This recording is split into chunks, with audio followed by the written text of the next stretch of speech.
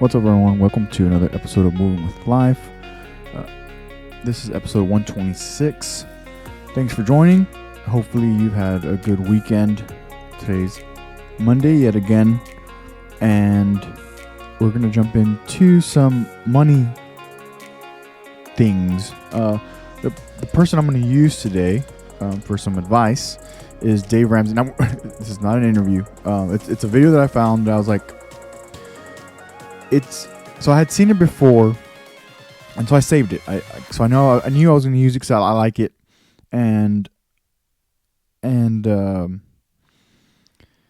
this morning, I was kind of waking up, trying to get back into the rhythm as far as like, okay, I need to record this podcast, I need to get the content, and then post it so I can share it, and then we can learn something today. And I was like, okay, what am I going to use? And I started through my reading, as far as other posts that I've saved, other little 1 minute excerpts, things of that nature. And when I got to this one, I ended up watching the whole thing. It's a few minutes, and you're only going to hear the audio. I will try my best to attach the actual link so you can watch it yourself, and so you can use it, so you can re-listen to it and use it yourself. But Dave Ramsey, he's written a bunch of books, as well as now he has like radio show. I mean, I think he has his own like podcast / radio show. I don't know. I'm not sure at how far the radio show goes, but that's what it says on his little bio area.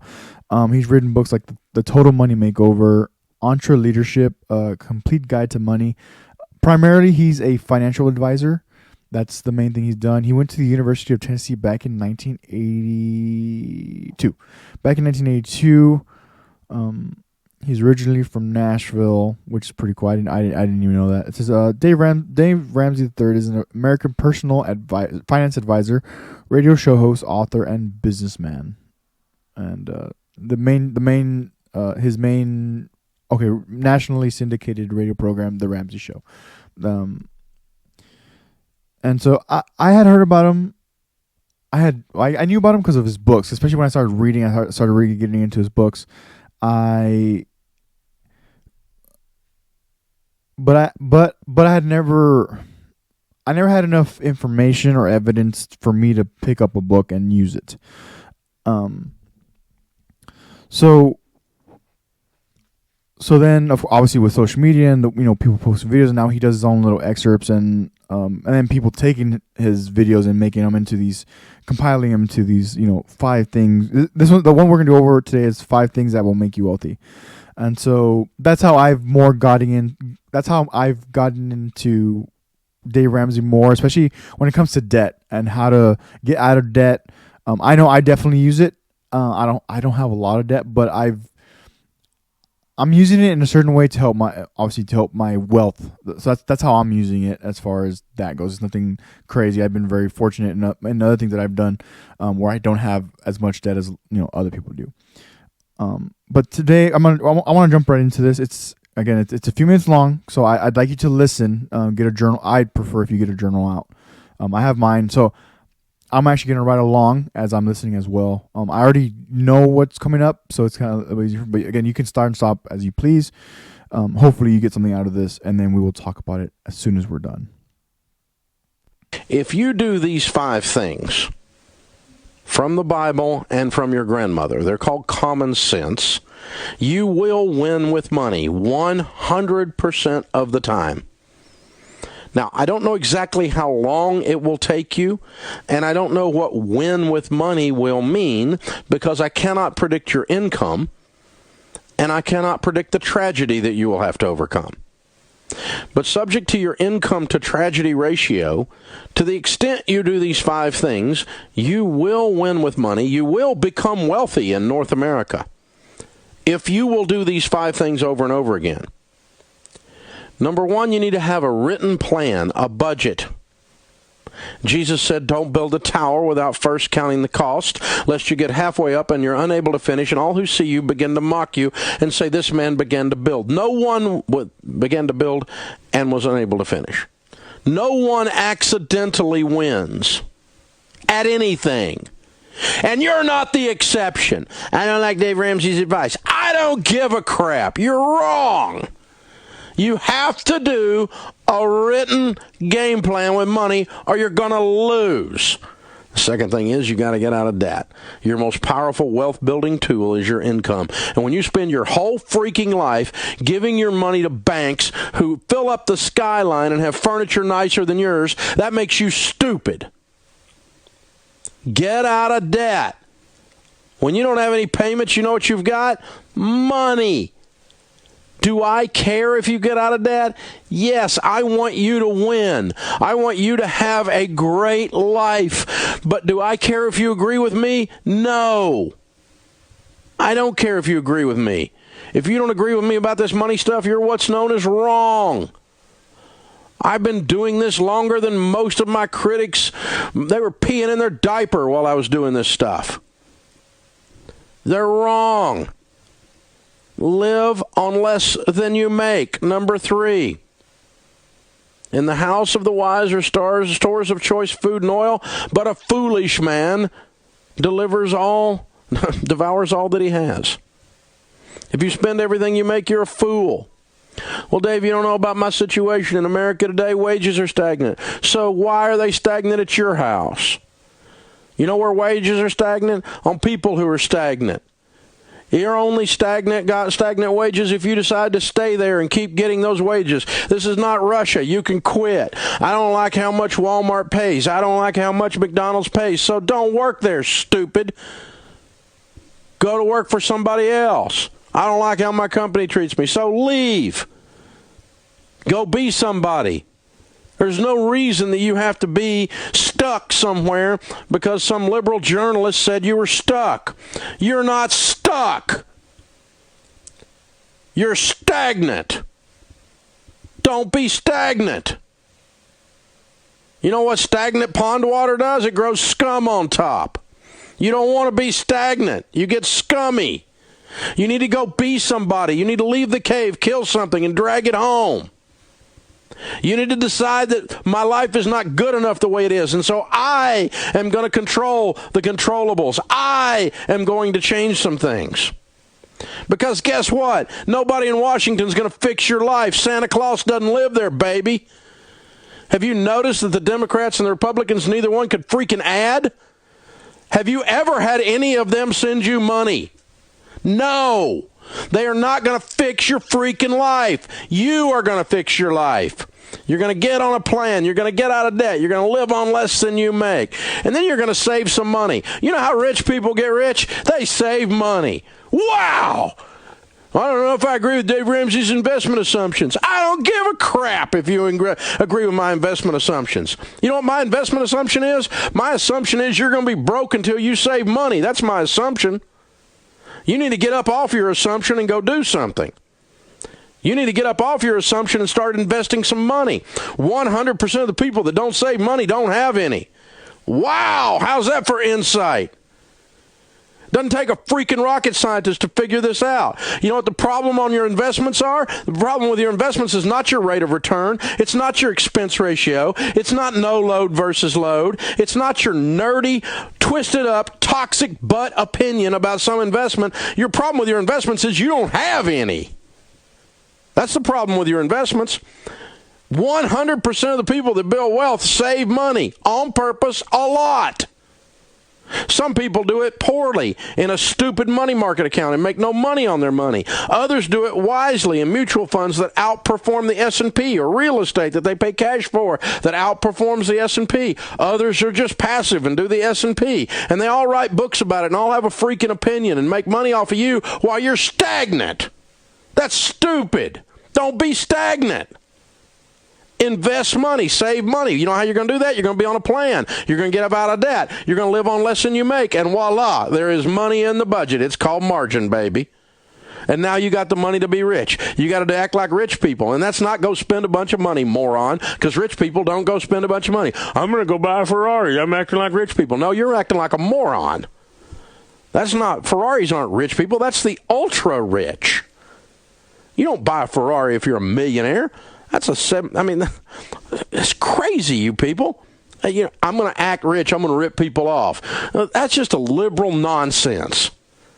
Rich people don't rip people off. They didn't get rich by ripping people off. That's just stupid. Don't be stupid. It makes you look bad. Don't do that. And if you'll get out of debt and you'll invest and you live on less than you make and you have a plan, then you can do the last one. It's the most fun you'll ever have with money. You can be outrageously generous, randomly generous.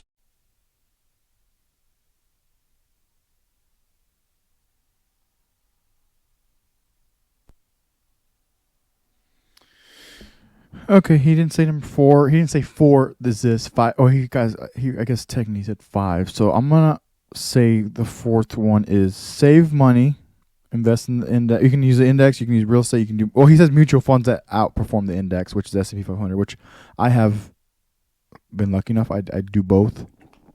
So yeah, so those are the 5 things. Someone made this excerpt. It says 5 things that will make you wealthy, and definitely when it comes to goals, and this goes beyond money for me, but write the plan, make a budget. I'm still working on my budget, but I'm trying. That's number 1. Write your plan, get your budget. He had said something else, but I missed it because he moved on to number 2. As far as that, I guess pushing the point of like writing it down, not just like thinking it or not just saying it. I know a lot of people now are very comfortable. I'm not one of those people, but because I have journals, right? So I do have to write down things. That's just my nature. It's not that that's the way I was brought up, but it's my nature. So it probably tells into that. That's how I was brought up. But, so yeah, write, and this goes beyond, again, this goes beyond money. You can write down your goals, and I'm still because I first started like, the 6-month plan that leads to a year plan that leads to a 5-year, that leads to a 10-year, and leads to the future, right? And before, my goals would change so much, and now I feel like I've gotten myself in a better direction where I'm kind of funneling to these things. I'm not gonna say what they are. It's only a few of them, but that's what's worked for me is doing and not really. I mean that it's part of it is getting funneling down to these few things that are the most important to me and putting all my resources, not all my energy, because I have work. I guess the work tails into my energy and resources. But when it comes to these goals that I have for myself, I will say resources over energy is my situation at the moment. Just because when I am at, when I'm working and stuff, it's like I also like doing that.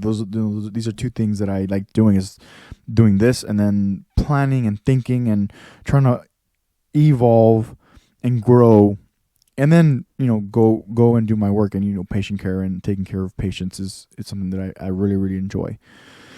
So write down the plan, make a plan, ask yourself more questions than you think are necessary, and then you kind of dive into that and go from there.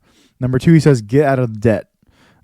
Especially I for those that are listening, for those that I have met, especially more recently, but that I've met. I mean, even through even when I was in college and until now, college debt is a big one, and I'll have to find a video of because of Dave Ramsey talking to other people who they're in hundreds of thousands of dollars of debt, and some of it is the person's fault, and some of it is like, okay, they went to college, they did what they were supposed to do, and now they're in $250,000 in debt.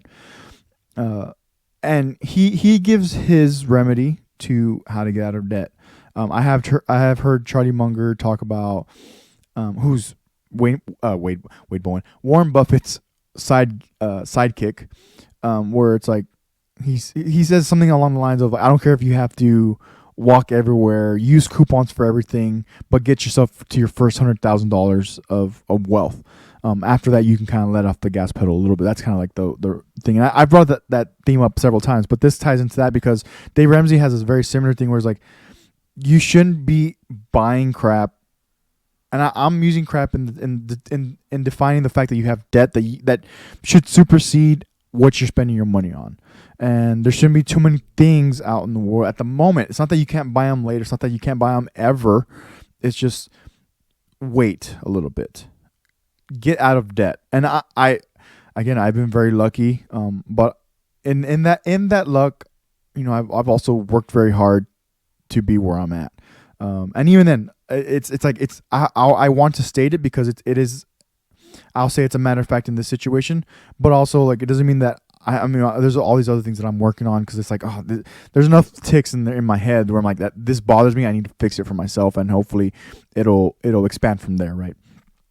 So getting out of debt is prioritizing your debt, getting out of debt, and obviously putting money in your savings, and then the next one is live on less than you make. If you're able to live on less than you make, if you're actually rational about this whole situation that we're talking about right now, is that living on less than you make will help you build a savings and help you investments and help you get out of debt. When you're going to the outlets I was actually just talking about the outlets, and I have a friend who we were having a conversation yesterday, and he was like, "Oh yeah, like I want." I'm like, and his situation's different though, because he's older gentleman. That I've been fortunate to meet, and we talk about the stock market all the time. It really gets me fired up. So his situation's different. He has mutual funds. I don't know what I mean. Debt's a very personal thing to talk about, so I'm not looking at, hey dude, how much debt do you in? I am curious, but I'm not gonna ask, not yet. But I know he has mutual funds. I know he has investments. He has built his, again, this is an older gentleman, so his situation's different. He's built his wealth as he's gone through life. And so him being able to go to the outlets is way different than me and you being able to go to the outlets and just spend it if we were in debt. So again, if you live on less than you make, and the next thing is don't be stagnant. I think this was probably my favorite part of the whole thing is don't be stagnant. I love that he used super simple examples, very simple examples of being stagnant. Oh, I'm at McDonald's.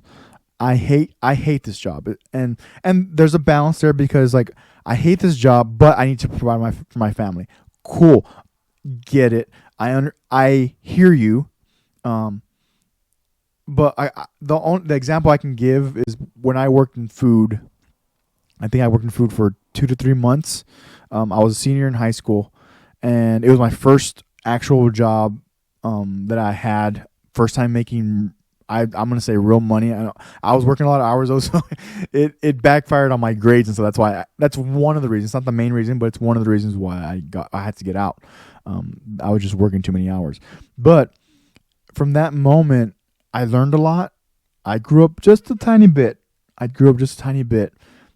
but I said, and take this for what it's worth, because again, there are certain situations where you have these moms, you have these dads, you have these parents that are going on, and it's like I'm working 3 jobs because my goal is to provide for my kids. I work hard. I do, and that's great. That's the motivation that I get from that is tenfold because it just humbles me and it reminds me, and I don't have to.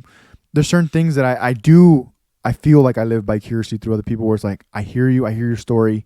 It gets me out of any type of mental rut. If I happen to be in one, it's like, oh yeah, my life's freaking good compared to the work and the effort, the energy that you're putting into yours, because you have X, Y, and Z that you're worrying about, and you're taking care of X, Y, and Z with 100% execution, at least in my eyes.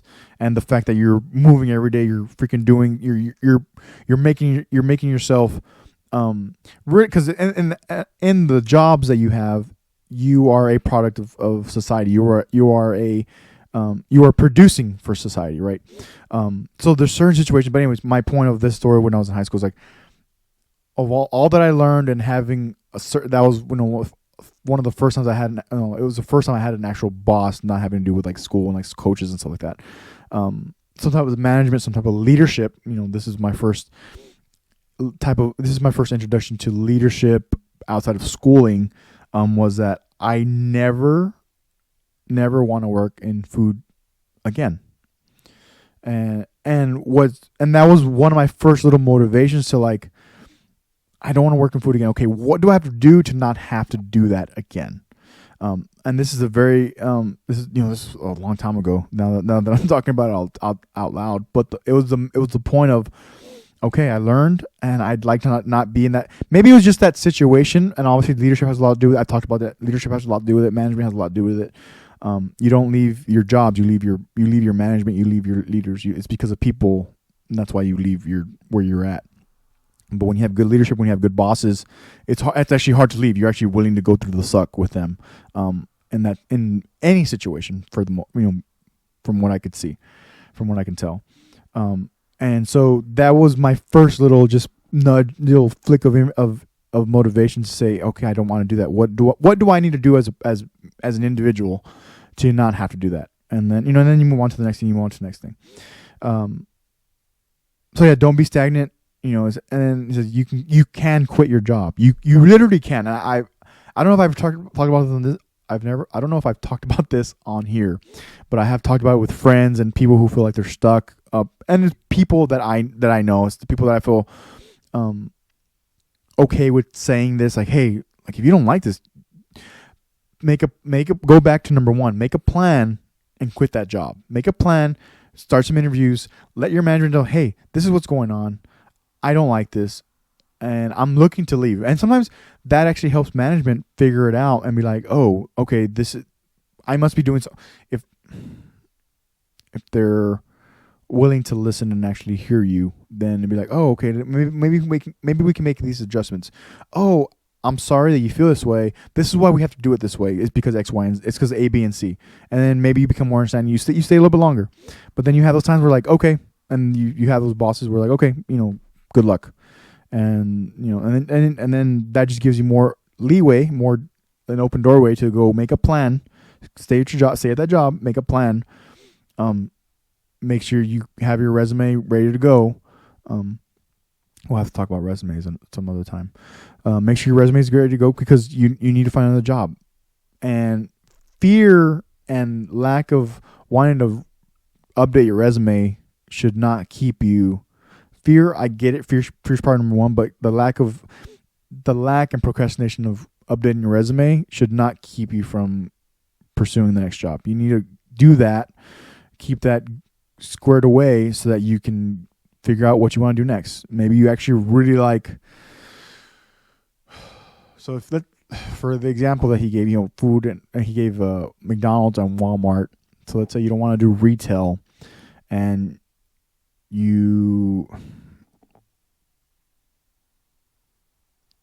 I don't know. There could be anything else. Let's just say, I'll say casino. Let's say you like playing poker or something. I don't. Okay, because there's banking. It's fine. There's finance. If you like numbers, if you like crunching numbers, and a lot of times, actually, I read. I don't know where I read this recently, but I have read where sometimes that's why people choose to be not doctors, teachers, and some of these lower. I'm using lower paying for the teaching, and I'm using them. I'm saying quotes because if you live on less than you make, then you make it work. And when you have X, Y, and Z problems in your personal life, and you live on less than you make, then hopefully that can. If it's having to do with debt and money, then living on less than you make will help you resolve all those issues.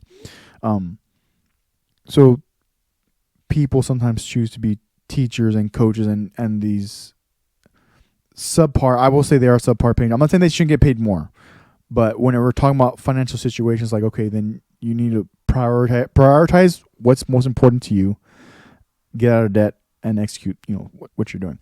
But the point is that because the meaning of teaching someone, and when you see that light turn on, when you see that switch turn on in a child, in a kid, in a young adult, that's one of my favorite. I've seen it only maybe not even a handful of times, so not even 5 times. But there's been moments here and there where someone says something, or they see a video, or we happen to be in conversation, and then the light turns on, and the light bulb turns on. It's like, oh, and you see the light switch. Like, okay, cool. You sense something there. Run with it. Use it. Run with it. He says, go be somebody. You will versus you can versus you should. It says you will fix your life. That's one of the things Dave Ramsey said in this situation, in this little excerpt. He said you will fix your life, and that is actually like run with that. If you feel like, oh, I can fix my life. Oh, I should fix my life because I have this, and maybe I should fix my life. And he's saying you will fix your life. So make that plan to do that. Because again, the plan to do it I'm expanding beyond money is like writing a plan. Period. Write a plan for how you're going to fix your life. It's so relieving, at least for me, when I'm writing, and then I actually get to a point where I circle it and I'm like, this matters. This will stay on this other thought. This will stay. All these thoughts I'm writing. I'm going through my whatever's going on, and I get to a certain point, a certain statement that I make on paper, and I'm like, that's it. That's the one. And just to get back to this, you will fix your life, and it's so relieving when you reach that point where it's like, okay, cool, I have a plan, and now I'm gonna go do that because it's important to me to use this plan to get out of whatever rut, whatever debt, whatever mindset, whatever issue I'm going through. I'm going to go and get myself out of this because I'm willing to. I have a brain. My biggest thing, one of my favorite things that I says to my household a lot is like, I have a brain. I've been given this brain that works. I can read, I can write, I can think, I can do a little bit of math. I say a little bit. I can do a little bit of math. I can go and walk. I can go run. I can go exercise. I have a physically abled body, to do things. And sometimes I have to think about it and then do it. Sometimes I do it and then I'll think about it later. It just depends on the situation. But we have these things. We have these things that are. You're watching this. You have a phone. You have YouTube. You have all these things. You have Instagram. I have Instagram. You have all these things that you can use. You have all these tools that you can use to get yourself out of that rut. Number 4, apparently, is save money. And I like that he brings up the Ferrari situation because even then, personally, I'm not a car people. I love my number one car is probably a '69 Camaro. That model is my favorite model. Do I want one? Because I don't want to pay. I don't want to pay the money for it. I'm not a car person in the sense of, let me go spend $1,000 on a chassis and a body and then fix it up myself. It's not me. For some, cars are there. That is your thing. Jay Leno has garages full of vehicles, right? He has a show up on it. But if you look at his life versus your and my not public life, the way he had his, having this Tonight Show for so long, and his situation is totally different than me and you, right? And so when Dave Ramsey brought up the Ferrari situation, he's like, millionaires shouldn't technically is what I'm taking from it is like, millionaires shouldn't even be buying Ferraris. Billionaires, okay, you can. If you're a billionaire, then okay, you can start buying those vehicles if you want. He mentioned the index. He mentioned real estate. He mentioned buying mutual funds that outperform the index. I have a little bit of both. I'm working on the real estate situation because I feel like I need to get into that. I'm just not there yet, and I'm not there financially either. I'm not there financially either, and frankly, because of my moving around and just the way my life here is working at the moment, I need to get real estate for the fact of like this type of thing, to build wealth. But outside of that, it's like, I don't need it right now. So I think that's why I'm trying to put so much money in save money, but then put money in savings, mutual funds, indexes, just individual stocks. That's what I'm doing. And the fifth thing, the final thing, and we'll end on this, is to be outrageously generous. The video cut off, so I need to. I'm not gonna lie. I'm not gonna look for to see if I can find this video extended because he said be outrageously generous. Be he didn't say substantially. He used this other big word. I didn't even have time to write it because the video cut off. But He says, "I'll be outrageously generous," and it's for me in my plan that I have developed. I do have these outrageously. Okay, I'm not. That's very arrogant to say. I have a plan for where I'd like these funds and this wealth to go. That's bigger than me. And it's an ongoing plan. It's a developing plan. It's very liquid. It's very fluid. Fluid is a better word. Liquidity it's the same thing, but it's a very fluid situation. But I'd like to be a part of. There's things out there that I know I want to be a part of. That I can use the word outrageous in the sense of like that's how I plan to do it. I plan to do it with all my energy and all my effort, so I can be outrageously engaged into the situation once I get there. I am not there. I'm also still that. I'm kind of my plans, they've been formulating. The debt I'm working on. Live on less than you make. I feel like I am. I feel like I am. But then things come up and it's like, here I am spending, X amount on whatever it is.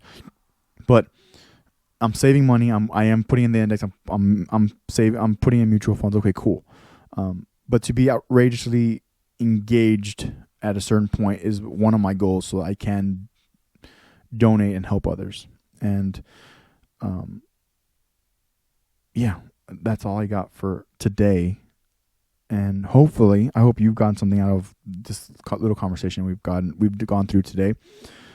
If you'd like to support the podcast, you can go find everything in the show notes. You can email me. You can message me on Instagram. And